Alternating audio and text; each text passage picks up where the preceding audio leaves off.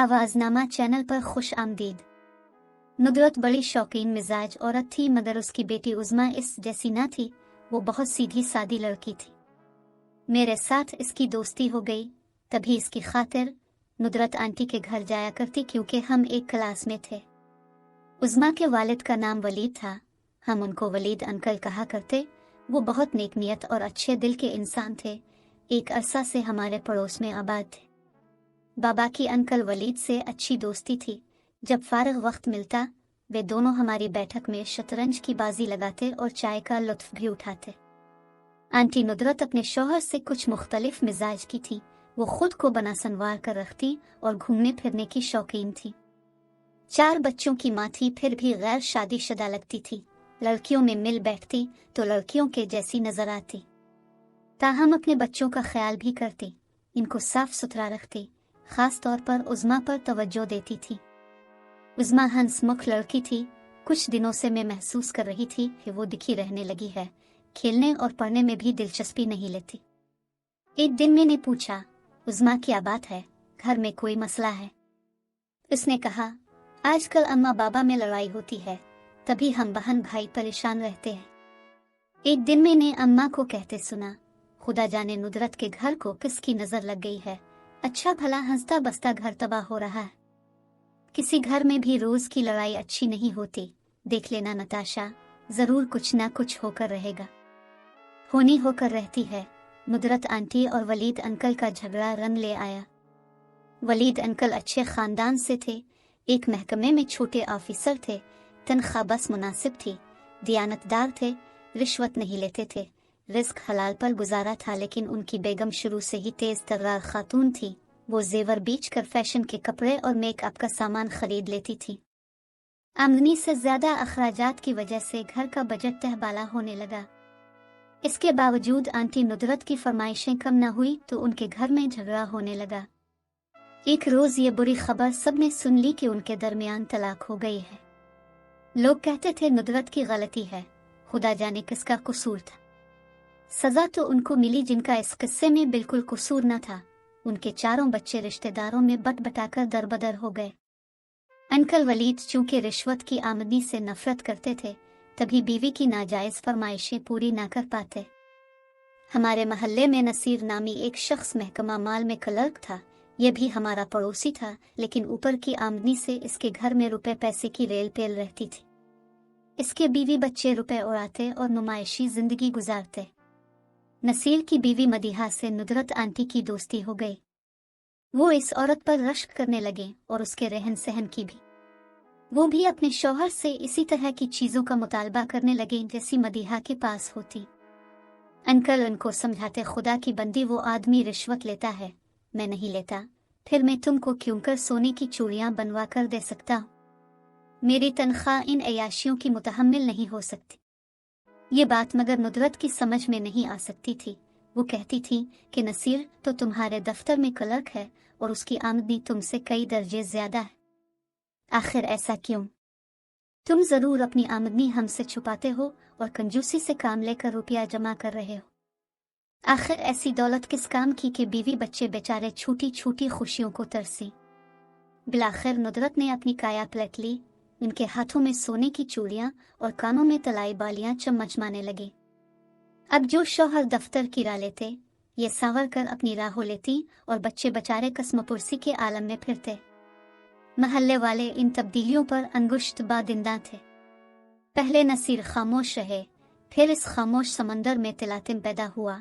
महल्ले वालों ने एहतजाज किया और अंकल का झगड़ा शिद्दत इख्तियार कर गया। तभी आंटी ने तलाक 2 की रट लगा दी। अंकल बच्चों का ख्याल करके नजरअंदाज करने लगे, लेकिन नुदरत आंटी को आराम न था। बिलाखिर वो तलाक लेकर चली गई। इस दिन उज़मा बड़ी परेशान थी। वो मेरे कंधे पर सर रखकर बहुत रोई थी। अंकल भी कुछ कम परेशान न थे। मुलाजमत भी करनी थी, बच्चे भी संभालने थे। कुछ दिन उज़मा की फूफियां बारी बारी आईं, इनके पास रहें, मगर कोई कब तक अपना घर बार छोड़ता है। अब तो बच्चों को रोटी पक्का कर देने वाला कोई न था। मजबूरन अंकल को एक अनोखा फैसला करना पड़ा। उन्होंने बच्चे अपनी बहनों और भाइयों में बांट दिए। बड़ी बेटी को एक बहन ले गई। उज़मा दूसरी फूफी के घर पहुंचा दी गई। तीसरी लड़की चची के पास और बेटा ताया के घर। अंकल अब खाना होटल से खाते थे और उनके घर में ताला पड़ा रहता था। एक दिन पता चला नुदरत आंटी आई हैं। वो मोहल्ले के एक मुअज़्ज़ज़ शख्स के घर आई थी। ये साहिब पहले भी कई बार उनके झगड़े निपटा चुके थे। उन्होंने भी आंटी से बच्चों को मिलवाने का बंदोबस्त किया था। वो थोड़ी देर के लिए हमारे घर भी आ गई। मैं उनको देखकर हैरान रह गई। आज वो बहुत खूबसूरत लग रही थी। उन्होंने अम्मा से कहा, मैंने अरमगान साहिब से शादी कर ली है। उनका बनाव सिंगार देखने के काबिल था, कद काठ तो वैसे ही काबिल दीद था। ताहम जिस शख्स से उन्होंने शादी की वो कोई बेहतर इंसान न था। सूरत शक्ल का गया गुजरा और खुदा जाने क्या कारोबार करता था, लेकिन नुदरत आंटी के बनाव सिंगार और कीमती लिबास से अंदाजा होता था कि वाकई दौलतमंद होगा। वो आई को बता रही थी, मैं वलीद के माली हालात से तंग थी। नौकरी करने का सोचकर अरमगान के पास गई थी। उन्होंने मुझको शादी की ऑफर कर दी। मैं तो गुर्बत से निकलने की देरीना आरजू रखती थी। वो मेरी इस देरीना आरजू को पूरा करना चाहते थे। पहले उन्होंने मुझको सोने की चूड़ियां डलवाएं। कहा कि रकम जब चाहो दे देना, बेशक किस्तों में सुनार को अदा कर देना। मैंने वलीद को ये बात बताई। इनको पसंद ना आई और वो मुझसे बहुत लड़े झगड़े, कहने लगे, जिससे जेवरात लाई हो वापस कर आओ, वरना हम उनकी किस्तें अदा न कर सकेंगे। बस इस बात पर लड़ाई बढ़ती गई और बात तलाक पर ख़त्म हो गई। आंटी की बात से बहरहाल ये अंदाज़ा हो गया कि वो अंकल से तलाक लेने पर अफसोदा न थी, बल्कि बहुत खुश थी। उन्हें बच्चों की याद सताती तो भी, लेकिन वो समझती थीं बच्चे कुछ दिनों बाद खुद ब खुद उनके पास आ जाएंगे। अम्मा ने कहा, तुम्हें शादी की ऐसी क्या जल्दी पड़ी थी कि तुमने बच्चों का भी ख्याल ना किया। कहने लगे, मैं क्या करती, मेरे भाई और भाभी मुझे बोझ समझने लगे थे। कब तक उन पर बोझ बनी रहती। घर से कहीं मिलने मिलाने जाती, भाभी को एतराज होता। भाई से शिकायत लगाती कि ये खामखा घूमती है, घर में नहीं बैठती। इस पर भाई मेरे घूमने फिरने पर पाबंदियां लगाने लगे। उन्हें मेरे घर से निकलने पहनने ओढ़ने पर भी एतराज था। एक दिन मैंने जेवरात खरीदे। भाई को पता चला। उन्होंने भाई से कहा कि नुदरत से पूछो ये महंगे महंगे जेवरात कहाँ से लाती है। इस बात पर भाई ने बाज पर्स की। मुझे बुरा लगा। मैं अरमगान के पास आई तो उन्होंने मुझे कहा, तुम मुझसे शादी कर लो, वरना जमाना तुमको सुकून से जीने नहीं देगा। सुना है कि जिस आदमी से तुमने शादी की है वो पहले से शादीशुदा था। हाँ, वो शादीशुदा है और उसके 3 बच्चे भी हैं। इसकी बीवी ने एतराज नहीं किया। अम्मा ने सवाल किया। जब मुझसे शादी की खबर उसकी बीवी तक पहुंची, वो रूठ कर मैके चली गई। अब उनके बच्चे भी नाना नानी के पास हैं। आंटी ऐसी बातें करके चली गई। अम्मा को उनकी बातों पर अफसोस हुआ। कहने लगे, अपने 4 बच्चे बर्बाद किए और अरमगान के 3 बच्चे तबाह किए। 2 घर उजाड़ कर फिर एक घर बसाया। अब देखो कि ये घर भी बसा रहता है कि नहीं। अरमगान के बच्चे किसी और शहर में रहते थे। वो बच्चों से मिलने जाते, ये भी साथ जाती। होटल में ठहरती, शॉपिंग करती। तब भी उनको एतराज था कि ये अपने बच्चों से मिलने क्यों जाते हैं और उनको खर्च वगैरह भी ज्यादा देते हैं।